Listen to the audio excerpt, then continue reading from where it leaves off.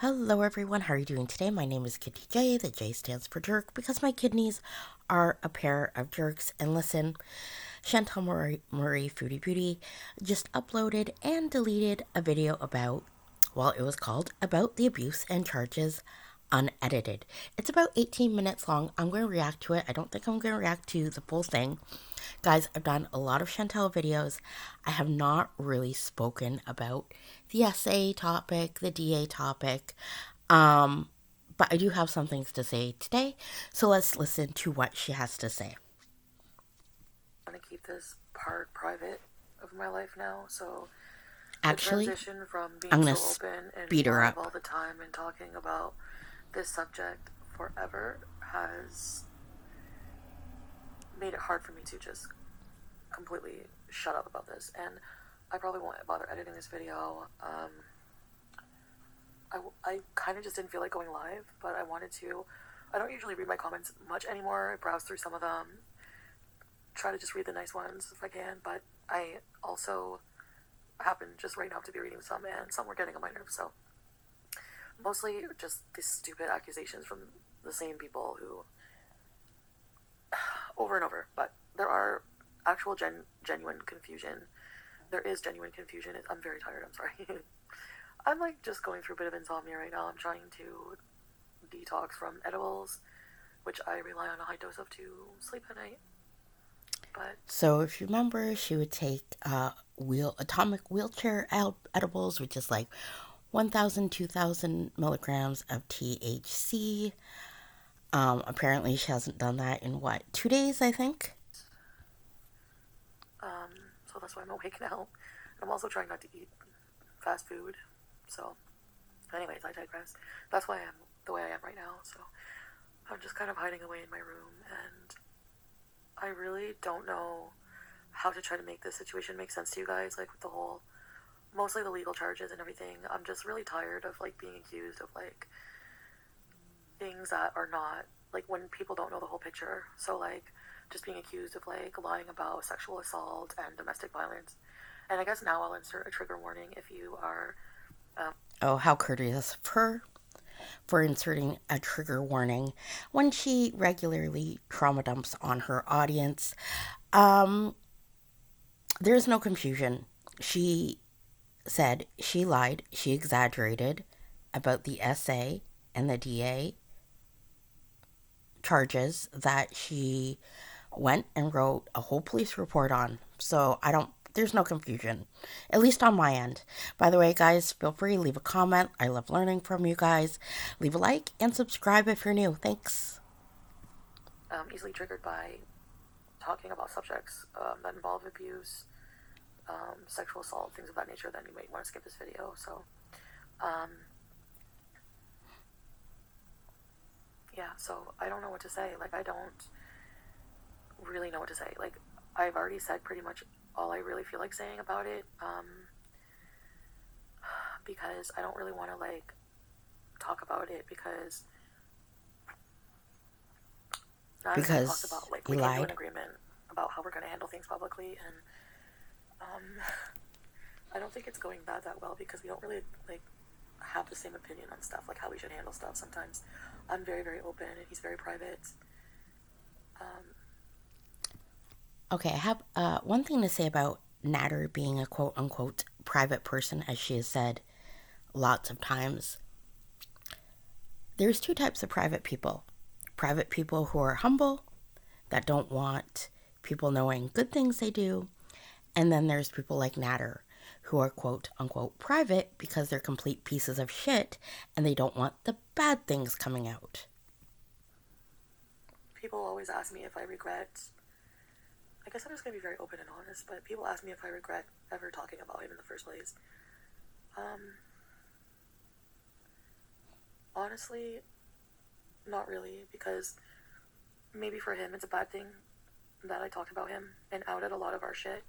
But for me, I used my community for the past year as a means of support for what I was going through. I just really needed an outlet, and I know people are like therapy. And I'm just gonna say, like, fuck all the way off with that shit from now on, because here's the thing. there's not one size fits all when it comes to like treatment for people. I've tried therapy. I don't like it. I don't find it does much for me. I have given it some, I mean, I have done a few sessions, and beyond getting worksheets and stuff like that, for me, therapy, it's more therapeutic for me to talk online and almost like a Okay, so is it more therapeutic for you to come online? Because as far as I can see, it's not helping. You are exactly where you were a year ago, if not worse. And as far as therapy not working, she would go to maybe one session, maybe two at most. Therapy is not supposed to be fun. It's not supposed to be comfortable. Those of you that know my story know I'm a dialysis patient. So I'm going to use sort of an example. Let's just say I went to dialysis twice. It sucked. I wasn't feeling good. I thought, fuck this. I don't feel good. I'm not going to continue. Would that help me? Absolutely not. I would be dead in like 2 weeks. It's pretty much the same thing. She went to therapy once or twice, felt uncomfortable, didn't want to put in the work, now says it doesn't work, and this is where we are now. good diary kind of thing. And I know it's not professional help and it doesn't replace professional help, but for me, that's just how I was choosing to cope with that particular situation in my life. I'm not using YouTube as a way to replace proper psychiatry and stuff like that. I'm just saying that because I know people are going to bring that up. So, all right. That out of the way, I just wanted to say also thank you very much for those people who were supportive for me during that time. I really, really appreciate that. Just being there like unconditionally and non-judgmentally. I know it was a very emotional roller coaster for everybody, with a lot of back and forth. I don't feel like I should apologize for that because honestly, viewers don't have to be involved in a creator's life if they don't want to, right? So like everyone has their own personal responsibility as well to, like, this is my channel, so it's going to be pretty much very uncensored as much as I can get away with on YouTube from now on. Whatever I feel like opening up about that happens to me in my personal life, I will. And if you are somebody who's sensitive to trauma dumping or whatever you want to call it, then my channel is probably not going to be for you. I do want to do a lot more positive content, but my life is messy, and life is just not like that. Life is a lot of. So she's just said she's going to try to get away with as much as she can, which means, I guess, trying to skirt around terms of service with YouTube. We've seen ever since she had her channel deleted and then reinstated, she's getting sloppy. She's been in her bra. She's been, doing all sorts of stuff. A lot of ups and downs, and I just want to really just document everything on my channel, and mostly probably a lot of bad, because like the bad times are what I really just need help for the most, like I don't know. So anyway, I just feel like talking at you right now instead of with you, so that's the difference with the live stream and the videos. So I do want to do more vlogs as well in the future, but that will be another video. So regarding everything that happened, my feelings have changed so many times over the past few months with what to do, what I want to do.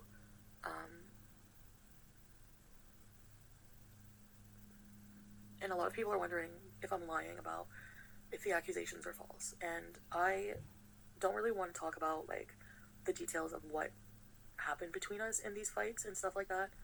But we had a very toxic, abusive relationship. And I'm going to say that it was abusive. At times, on both ends. And yeah, so I mean, I would say that technically some of the charges could be like valid, but I decided not to press charges because Technically, some of the charges could be valid. What the fuck does that mean? I decided to like basically just say like, I just wanted to like give another chance basically and just forgive and just like not like I don't think mentally I could handle anything legal. And yeah, like I'm making this video because we don't like agree on certain things, he doesn't. I'll tell you why she's making this video. Tomorrow is payday. Nader and Deedee have been freezing her out. She is making this video to apologize to Nader. She knows he's going to see this, even though she did delete it. She is trying to slip back in there tomorrow for payday, give him the money, kiss his feet, kiss his ass, kiss whatever. Yeah, that's my opinion. Doesn't agree. He doesn't want to admit to anything. He doesn't want to talk about anything, so it makes it very hard. And in a way, that's fine. If it's something private, fine, whatever. But like for me, I know when I was going through shit, I had to share it. Some stuff I probably didn't have to. I was very personal about him sometimes, and like a lot of the name calling and everything. But like I was really, really on a lot of bad drugs this past summer, and just really like just psychotic. Like I was snapped. Like I just like watched some of my streams, and I was just like not in a healthy place. You were psychotic and snapped, but therapy, not for you. Adds up. So, yeah. And when you're in something, it's so hard. Like whenever, like all of you, the only person who has a different view of Nader than anyone else is me. I remember thinking like, not a single fucking person thinks that we should be together, but not a single other person out there has feelings for Nader. Like, you know what I mean? Like you guys are like viewers with no emotional attachment. So if you don't have an emotional attachment, it's so much easier to dislike somebody. It's so much easier to see their flaws. It's so much easier to see them for what they are. So when you're in it, it's hard to see it. And that's all I'm going to say about that. Going forward, yeah, like we still do talk. But like I've said many times, I don't know, like going forward, what's going on. This is just where I am right now with everything. So our case is Sorry about that. Not gonna start it over again though. dropped, and I'm not even gonna entertain people thinking that I forged letters or shit. You have to pick like who you want to profile me as. Am I a lazy person who would never take the time to write up an actual court document, or am I a conniving, calculating person who took the time to miraculously just happen to have a letter waiting for you to ask me about it in my drawer? Do you know what I mean? So, okay, I really am on the fence about whether that letter was real or not. But as far as us deciding if she's a calculating person and would go through the effort, or if she's a lazy person and wouldn't bother. If it's to cover her ass, if it's to benefit her, if it's to feed her ego, feed her appetite, she will definitely go through great lengths to feed those needs.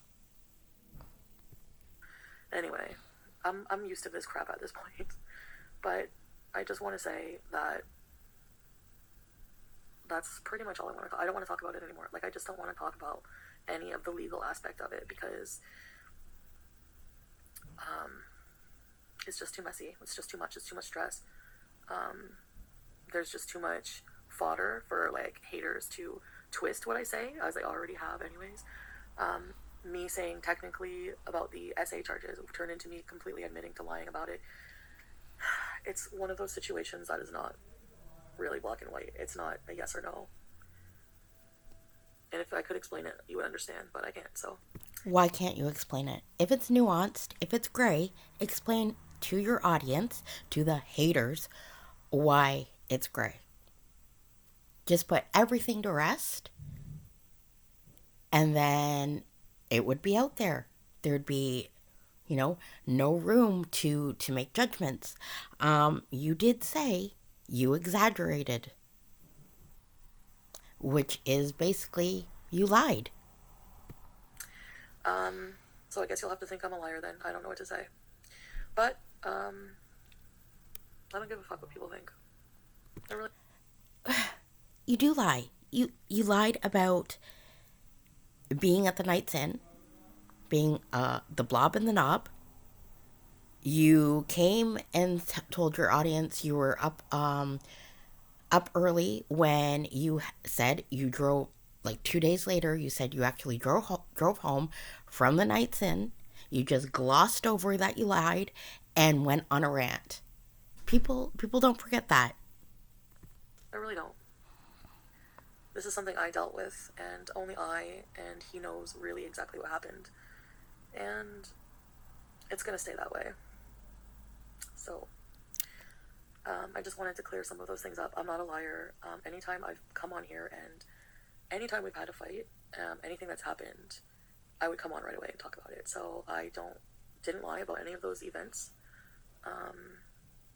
Yeah. The timing and the motive for going to the police, though, I was on the fence a long time about it. And then that day I saw that I thought he was going to the police station, and then I just felt overwhelmed. Like, if I'm honest, I felt like a mixture of emotions, like, between wanting to do, like, feeling like the pressure of wanting to do the right thing, and then also being super jealous. I'm not gonna lie and say that wasn't any motivator at all, because, yeah, Deedee being there fucked me up bad. Yeah, it did. Okay, so she doesn't want us to twist her words, but she just basically said,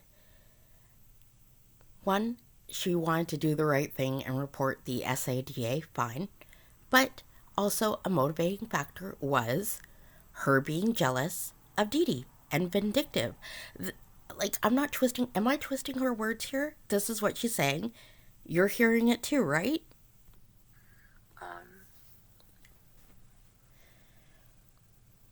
So,